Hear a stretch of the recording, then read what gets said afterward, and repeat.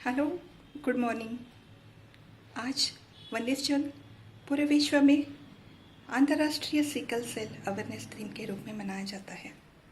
तो कुछ शॉर्ट में आपको सिकल सेल के बारे में बताऊंगी। What is sickle cell?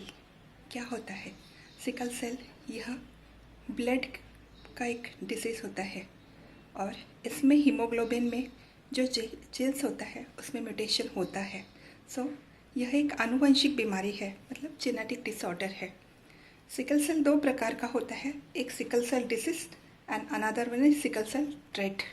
दोनों में फ़र्क होता है। सिकल सेल डिसीज यानी उसमें बोथ जीन्स होते हैं जिसके कारण कंप्लीट सिकल सेल डिसीज होता है, और सेकंड होता है सिकल सेल ट्रेट जिसमें एक ही पेरेंट्स से ही जो भी होता है संतान, उसको वो जीन मिलता है जिसके कारण वो सिकल सेल ट्रेट के रूप में होता है।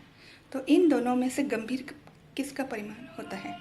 गंभीर होता है सिकल सेल डिसीज़ का, क्योंकि सिकल सेल ट्रेट में उतना सिम्टम्स नहीं होता है।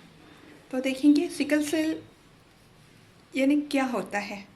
जनरली यह बीमारी बचपन में ही डायग्नोस होती है और कम से कम 4 से 5 महीने के बच्चे में भी यह डायग्नोस हो जाता है।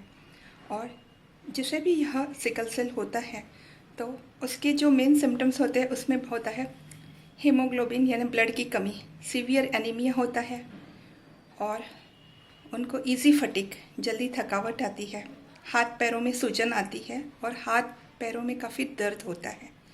और अगर यह डिसीज़ कंट्रोल में ना हो तो उन्हें एक्यूट चेस्ट सिंड्रोम होता है, चेस्ट पेन होता है, न्यूमोनिया यह भी एक कॉम्प्लिकेशन होता है, स्प्लीनोमेगली होता है। ऐसे काफ़ी सारे कॉम्प्लिकेशन सिकल सेल में होते हैं। अगर सिकल सेल का डिसीज़ ज़्यादा सीवियर हो तो ब्रेन स्ट्रोक होता है, ब्रेन हेमरेज होता है और एपिलेप्सी यानी मिर्गी के झटके भी आ सकते हैं। तो सिकल सेल डिसीज़ ये जो ट्रेट है वो कैसे डायग्नोस होता है? तो जिस भी कोई बच्चे में, कोई भी इसमें पेशेंट में अगर हीमोग्लोबिन कॉन्स्टेंटली कम हो रहा है अर्लियर एज में, तो ज़रूरत है कि सिकल सेल की जांच करवाए। और सिकल सेल के जांच म्हणजे हीमोग्लोबिन और हीमोग्लोबिन इलेक्ट्रोफोरेसिस, ये ऐसी जांच पद्धति है कि जिसके द्वारा आप सिकल सेल से ग्रस्त है या नहीं है यह पता चल जाता है। क्या होता है सिकल सेल में? सिकल सेल में यह होता है कि जो हमारे आरबीसी होते हैं, रेड ब्लड सेल्स, लाल रक्त पेशी, उनका नॉर्मल डेज सर्वाइवल होता है 120, मगर सिकल सेल में क्या होता है कि यह सर्वाइवल कम हो जाता है, 10 से 15 दिन भी हो जाता है, जिसके कारण हमारे ब्लड में ऑक्सीजन कैरिंग कैपेसिटी बहुत कम हो जाती है, क्योंकि आरबीसी का डेथ जल्दी हो रहा है और यह जो भी रेड ब्लड सेल्स है वो सिकल सेल हो जाते हैं, जिसके कारण वो रिजिड हो जाते हैं। रिजिड यानी जो भी हमारे ब्लड वेसल है उसके थ्रू ये पास नहीं हो पाते हैं, और जिसके कारण हर ऑर्गन्स को ब्लड की कमी तरता होती है और उसके कारण बॉडी में पेन्स, स्प्लीनोमेगैली होता है, आरबीसी यानी ब्लड सेल का ज़्यादा ब्रेकडाउन होता है, जिसके कारण हीमोग्लोबिन कैरिंग कैपेसिटी कम होती है और आरबीसी का ब्रेकडाउन होता है, जिसके कारण बॉडी में बिलीरुबिन बढ़ता है, येलोनेस आता है, गॉल स्टोन, यह सब कॉम्प्लिकेशन सिकल सेल के वजह से आते हैं। सिकल सेल का ट्रीटमेंट यानी क्या है? ब्लड ट्रांसफ्यूजन तो एक पर्याय है, मगर stem cell therapy, bone marrow transplant, ये भी कुछ थेरापीज़ है जो सिकल सेल के पेशेंट को, मरीजों को दिया जाता है।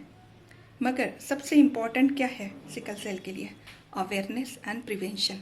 आपके फैमिली में अगर कोई भी सिकल सेल है, पॉजिटिव है, तो ज़रूरी है कि आप भी अपना चेकअप ज़रूर करवाएं।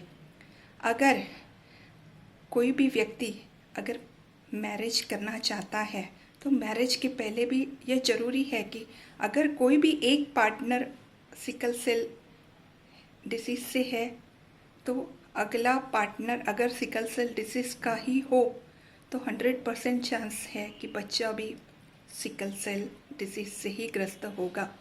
मगर अगर दोनों पार्टनर में से अगर एक ही को सिकल सेल है डिसीज़ है तो जो भी बच्चा हो वो सिकल सेल ट्रेट से होगा, ग्रस्त होगा।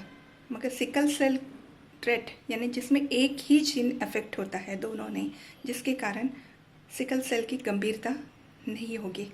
तो ज़रूरी है कि बिफोर मैरिज भी काउंसलिंग करना, ताकि आने वाले जो भी हमारे जो फैमिली है या अगर आप मैं फ्यूचर बच्चा या इसके लिए अगर आप चाहते हैं फैमिली के लिए, तो ज़रूरी है कि बिफोर मैरिज भी अगर आप खुद सिकल सेल ट्रेट या सिकल सेल डिसीज़ से ग्रस्त है तो ज़रूर काउंसलिंग करवाइए और प्रॉपर डायग्नोसिस करने के बाद ही अपना फैमिली का डिसीजन लीजिए।